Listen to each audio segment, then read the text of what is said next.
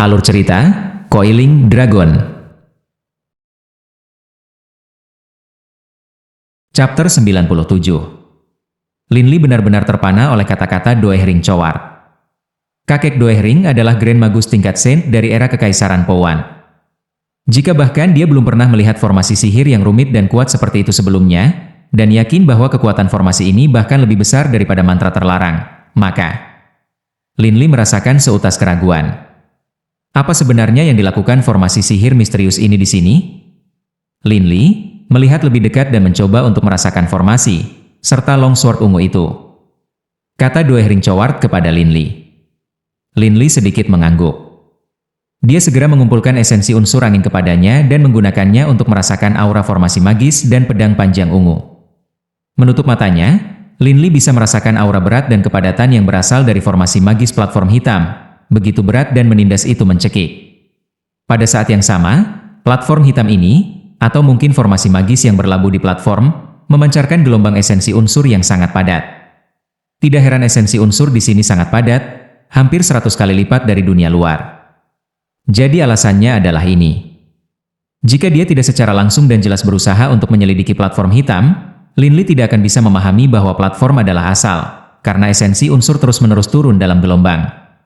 Pada kenyataannya, pusat gua adalah tempat esensi unsur adalah yang terpadat.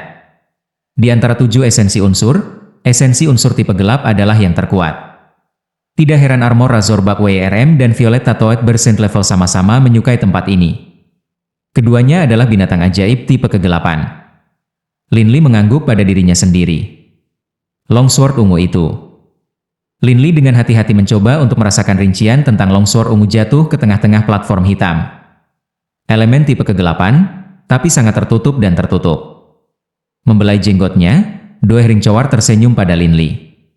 Linli, aku bisa memberitahumu sesuatu. Nilai dari longsword ungu itu kemungkinan besar sama sekali tidak kalah dengan inti magi Cite Saint level. Linli menatap Doehring Choward dengan penuh tanya. Linli tahu betul bahwa secara umum, senjata prajurit tidak terlalu berharga. Selama beberapa logam yang sangat keras digunakan bersama dengan beberapa paduan lainnya, senjata bisa dibuat. Bahkan pusaka keluarga Baruch klannya, Slaughterer, Warblade, hanya memakan biaya beberapa puluh ribu koin emas. Setelah itu, penerus klan Baruch menjual, pembantai, Warblade seharga 180 ribu koin emas, tapi itu terutama karena hubungannya dengan prajurit Dragon Blood yang terkenal. Sayangnya, sudah bertahun-tahun sejak Dragon Blood Warrior muncul, dan dengan demikian ketenaran Dragon Blood Warriors tidak lagi bernilai. Jika itu dijual pada hari-hari ketika laskar Dragon Blood telah berkeliaran dan mendominasi tanah, harganya akan jauh lebih tinggi. Senjata prajurit tidak terlalu berharga. Tetapi haki magus adalah masalah yang berbeda. Semakin tinggi kualitas seorang magistaf, semakin berharga bahan untuk membuatnya perlu.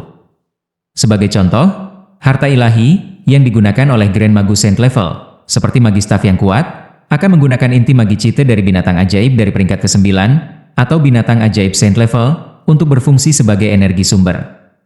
Selanjutnya, formasi magis yang rumit dan kuat akan diukir pada magistaf, agar mencapai potensi maksimalnya.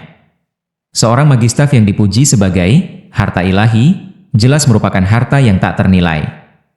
Bagaimanapun, inti magi Cite Saint level dengan sendirinya dianggap sebagai harta yang tak ternilai. Tapi tentu saja, ketika membahas relatif tidak berharga dari senjata prajurit, itu sehubungan dengan senjata material yang ditempa di benua Yulan. Jika senjata datang dari tempat lain, seperti salah satu dari 4 pesawat tinggi, maka nilainya akan berbeda. Longsword ungu ini memiliki aura yang sangat unik. Jika tebakan saya benar, itu harus berasal dari salah satu dari 4 pesawat tinggi. Kemungkinan besar, alam infernal. Doehring Choward berkata dengan penuh semangat. Linli bertanya dengan rasa ingin tahu, 4 pesawat tinggi? Janggut putihnya berkibar, Doehring Choward berkata, jika kita menganggap benua Yulan secara keseluruhan, pada tingkat kekuatan Anda saat ini, Anda secara nominal dapat dianggap berada di tingkat atas. Saya dapat mulai memberitahu Anda beberapa hal sekarang. Linli, Anda harus tahu sekarang bahwa di alam semesta ini, ada lebih dari satu bidang keberadaan. Linli mengangguk. Tentu saja saya tahu. Misalnya, Netherworld. Kau tahu sangat sedikit. Doehring Choward menggelengkan kepalanya. Pada kenyataannya, di dalam alam semesta yang luas dan tak terbatas ini, ada pesawat yang tak terhitung jumlahnya. Dengan materi, pesawat fisik hanya salah satu dari jenis pesawat yang paling dasar. Di antara semua pesawat yang tak terhitung jumlahnya ini, ada 4 pesawat tinggi eksistensi. Pesawat-pesawat ini adalah Netherworld, alam infernal, alam kehidupan, dan alam surgawi. Doehring Choewart menjelaskan dengan hati-hati. Lin Li mendengarkan dengan penuh perhatian, karena informasi ini mungkin hanya diketahui oleh orang-orang yang benar-benar paling kuat di benua Yulan. Lin Li, sekarang, Anda harus tahu apa yang disebut dewa itu, kan? Doehring Choewart menyeringai sambil memandang Lin Li. Lin Li mengangguk. Mereka yang telah melampaui keberadaan orang suci adalah apa yang kita sebut dewa atau dewa.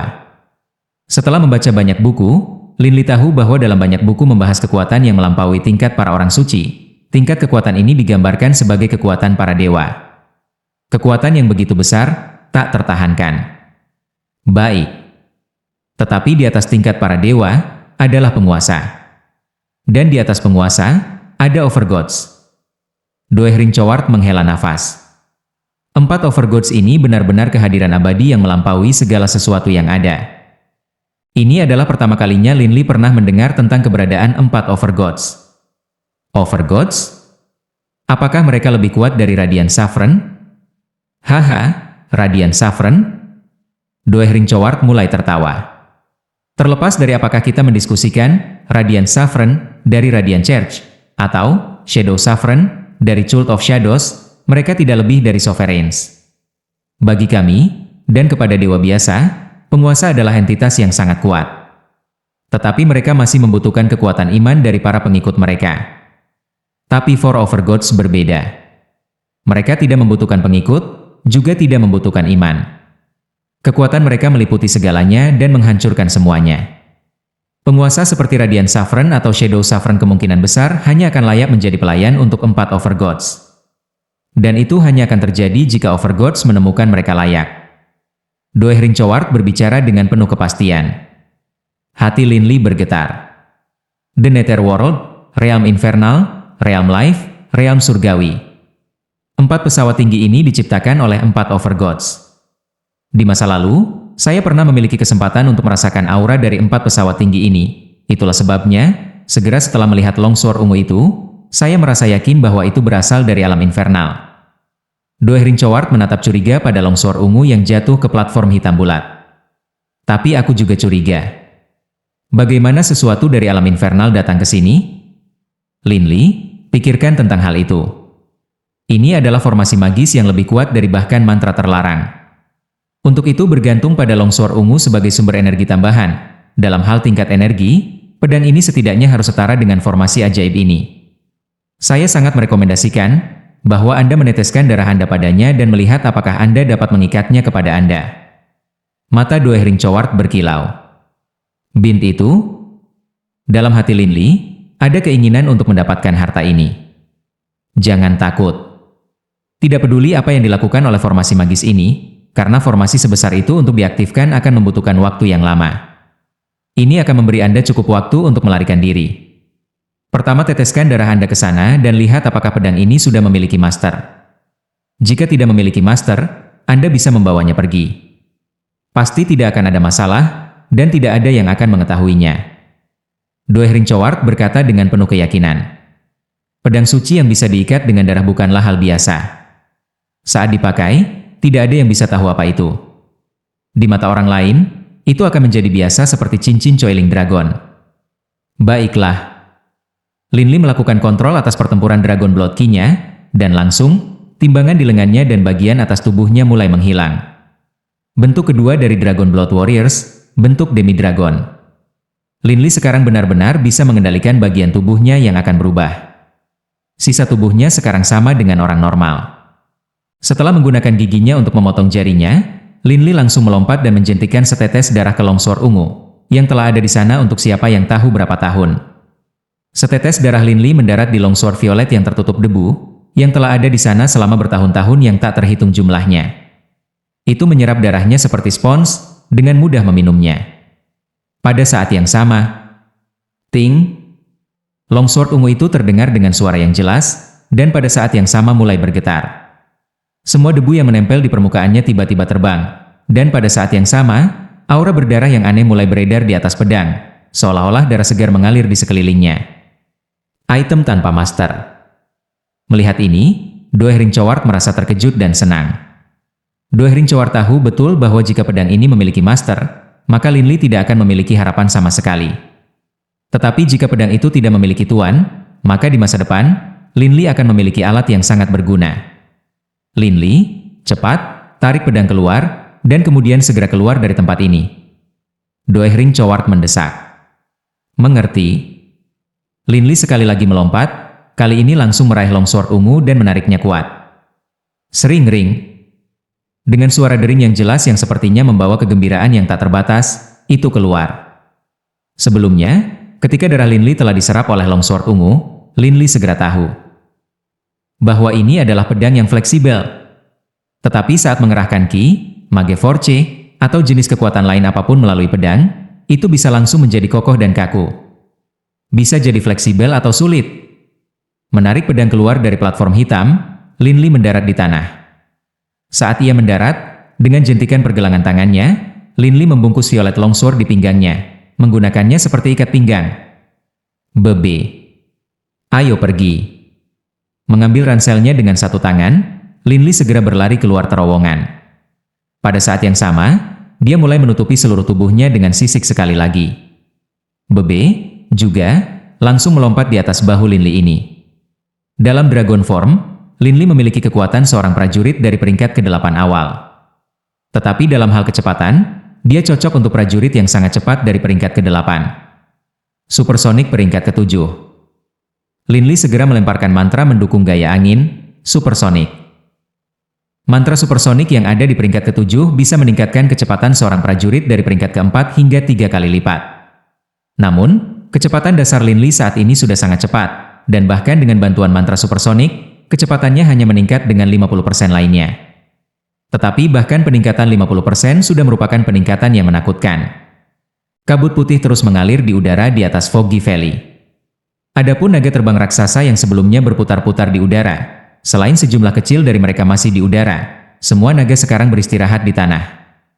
Namun, tanpa pertanyaan, mereka semua tinggal jauh dari bukit kecil itu.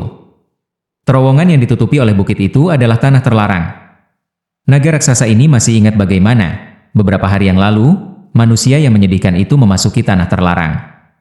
Kemungkinan besar, manusia menyedihkan itu sudah mati sejak lama. Kabur hitam tiba-tiba melesat keluar dari dalam terowongan, dan kemudian langsung meroket ke langit. Apa itu? 100 ditambah naga itu semua memperhatikan ukuran manusia yang kabur. Seorang pejuang cepat dari peringkat ke-8 pasti bisa menyamai kecepatan naga terbang raksasa dari peringkat ke-8. Dan sekarang, dengan Lin Li memanfaatkan mantra supersonik untuk membantu dirinya sendiri, kecepatannya telah meningkat sebesar 50%. Saat ini, kecepatan Lin Li pasti setara dengan prajurit dari peringkat ke-9. Bahkan dibandingkan dengan Bebe, dia tidak jauh lebih lambat. 100 plus naga itu segera mulai mengaum dengan amarah. Seorang manusia benar-benar berani melakukan pelanggaran di wilayah naga? Satu naga raksasa demi satu menyebar sayap mereka, lepas landas dan mengejar Lin Li. Tapi kecepatan Lin Li saat ini terlalu cepat. Bahkan naga api terbesar tidak bisa melakukan apa-apa selain menonton ketika bentuk Lin Li tumbuh semakin jauh dari mereka. Hanya dalam waktu singkat, Lin Li telah mengusir mereka dan menghilang dari pandangan mereka. Itu sepertinya bukan manusia. Naga api terbesar itu berputar-putar di udara, merenung sendiri, bingung. Meskipun belum bisa menangkap Lin Li, itu bisa mengatakan dengan sangat jelas bahwa makhluk ini berbentuk manusia, tetapi ditutupi dengan sisik. Binatang ajaib berbentuk manusia? Naga api itu bertanya-tanya pada dirinya sendiri. Di dalam gua bawah tanah, di atas platform hitam, garis silang dan pola formasi ajaib yang tak terhitung jumlahnya perlahan mulai bersinar. Setiap baris tampaknya memiliki garis perak yang memancar keluar dari sana. Perlahan-lahan, seluruh formasi sihir mulai bersinar, begitu cerah hingga melukai mata seseorang. Suara gemuruh yang dalam bisa terdengar, dan formasi sihir mulai tumbuh lebih cerah. Suara gemuruh itu semakin dan semakin sering, semakin mendesak. Boom. Boom. Boom. Boom. Seperti serangkaian genderang, suara ledakan itu berlanjut, dan formasi magis misterius itu terus tumbuh lebih cerah.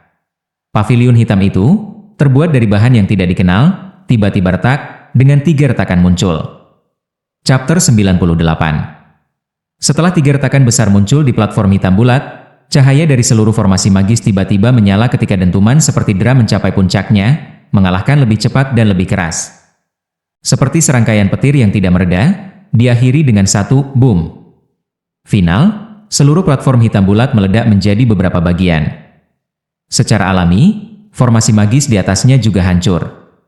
Tiba-tiba, satu celah bermotif di udara itu sendiri mulai muncul, jelas dan terlihat oleh mata, menyebar ke segala arah. Sementara naga terbang dari lembah Foggy masih sibuk bertanya-tanya tentang penyimpangan berbentuk manusia itu, mereka tiba-tiba merasakan tanah itu sendiri bergetar. Semua naga raksasa terkejut, dan segera membentangkan sayap mereka dan naik ke udara.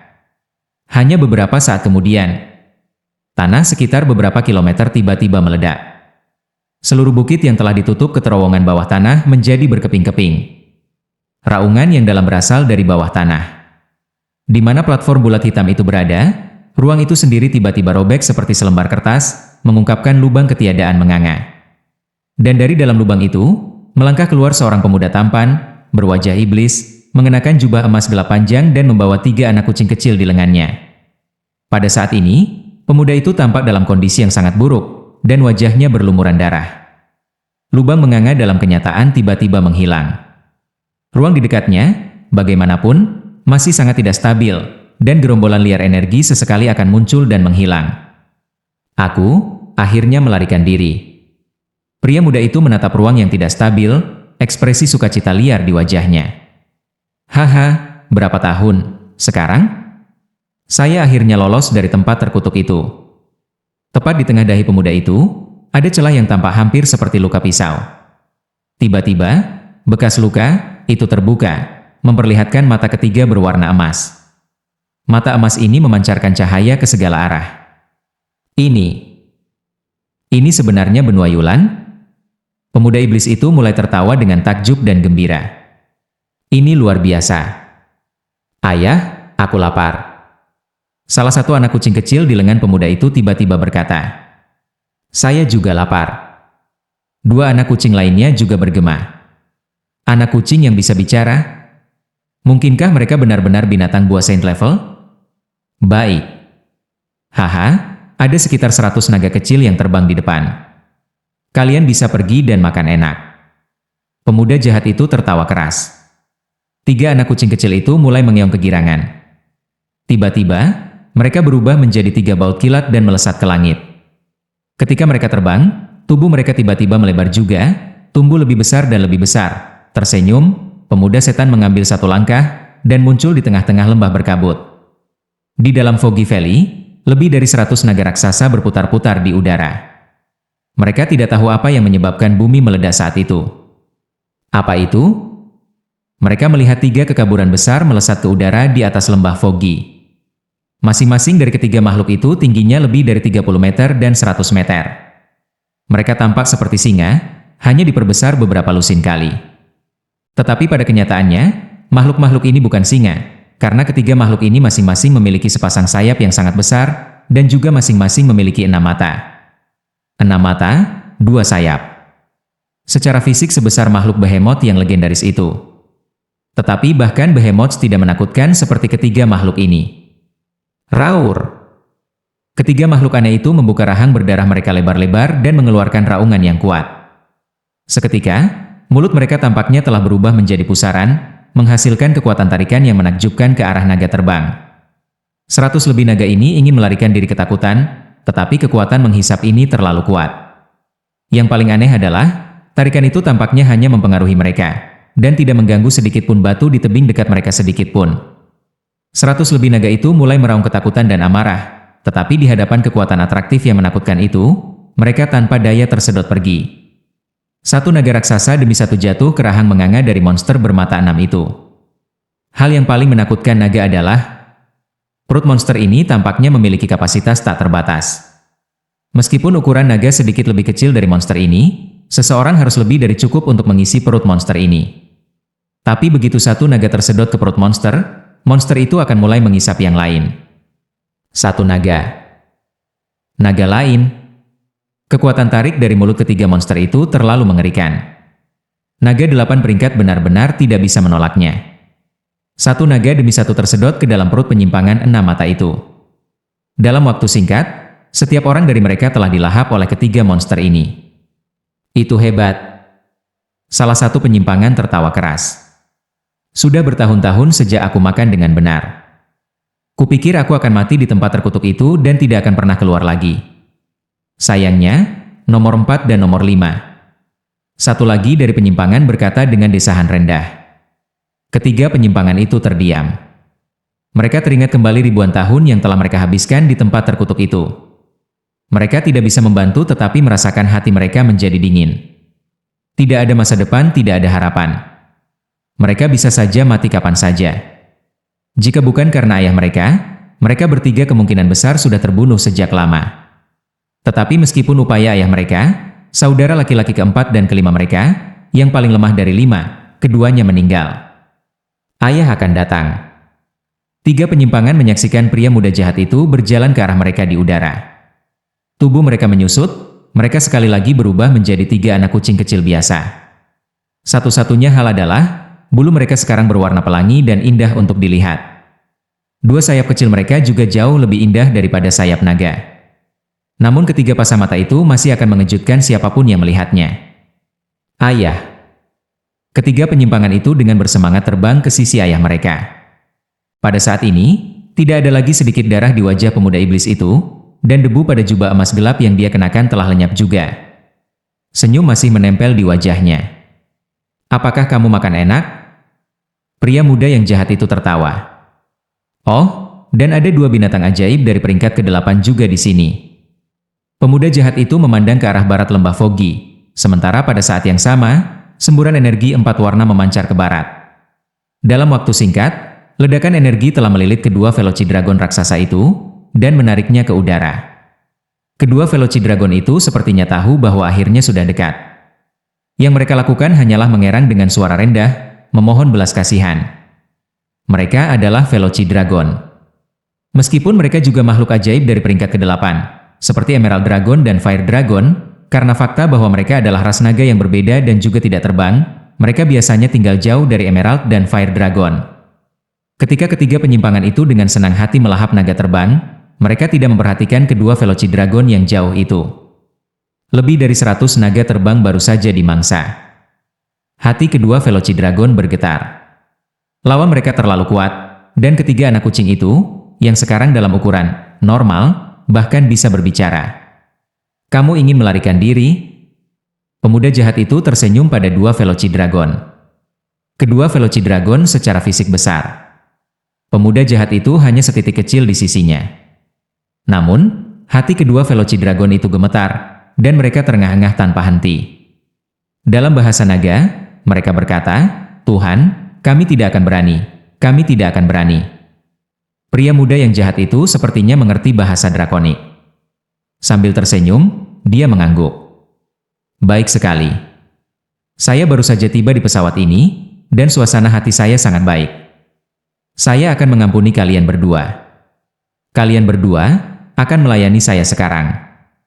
Rantai energi di sekitar 2 Velocidragon menghilang, menyebabkan mereka berdua mendarat dengan keras di tanah.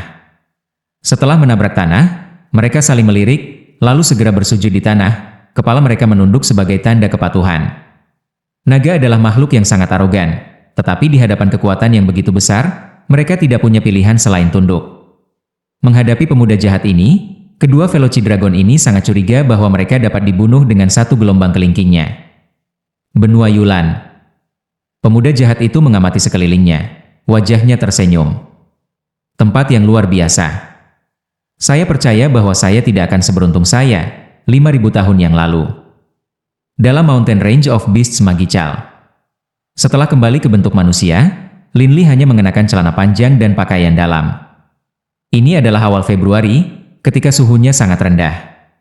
Tapi Lin Li hanya hati-hati memeriksa pedang violet. Saat ini, Lin Li tidak tahu apa bencana besar yang telah dilepaskannya pada dunia dengan mengeluarkan longsword ungu ini. Orang bodoh itu tidak mengenal rasa takut. Tapi sementara Doehring Choeward memang memiliki beberapa gagasan tentang apa yang akan terjadi, kepada Doehring Choeward, tidak peduli seberapa hebat bencana itu tidak akan terlalu banyak berdampak pada Lin Li. Setelah semua, bahkan jika langit runtuh, para ahli terakhir dari benua Yulan akan mampu mencegah bencana. Apa yang perlu ditakutkan? Hanya orang idiot yang akan melihat harta di sana untuk diambil dan tidak diambil. Kakek Doehring, menurut Anda apa dua kata ini di sini? Lin Li bertanya Doehring Choeward. Pada gagang longsword ungu ini, ada dua karakter sudut yang ditulis dengan banyak goresan rumit. Ini, mata Doehring Choeward berbinar saat melihat dua kata ini. Kata-kata ini berasal dari bahasa yang umum digunakan di alam infernal. Bertahun-tahun yang lalu, tak lama setelah saya menjadi magus Saint Level, saya mempelajari lidah ini. Dua kata ini masing-masing harus menjadi darah dan ungu. Blood Violet? Gumam Lin Li pelan. Mungkinkah nama longsword ini adalah Blood Violet? Lin Li hati-hati memeriksa pedang fleksibel ini, Blood Violet. Blood Violet setipis sayap jangkrik. Justru karena sangat tipis, meskipun terbuat dari bahan khusus, cukup ringan, mungkin hanya sekitar 5 kg. Bagi Lin Li, pedang 5 pound sama sekali bukan apa-apa. Saat ia menyalurkan pertempuran Dragon Blood Ki dari tubuhnya ke pedang, Blood Violet langsung menjadi keras dan lurus. Dengan lambaian tangan, Swiss. Blood Violet setipis bisikan itu dengan sangat mudah menebas pohon besar dengan belalai yang akan membutuhkan 3 orang pria untuk memegang tangan untuk mengelilinginya. Meskipun ditebang, pohon itu tidak bergerak sama sekali. Tapi Lin Li tahu betul bahwa dalam kenyataannya, pohon itu telah dipotong menjadi 2 bagian. Tapi Blood Violet terlalu cepat, terlalu tajam, itulah sebabnya pohon itu tidak bergerak sama sekali.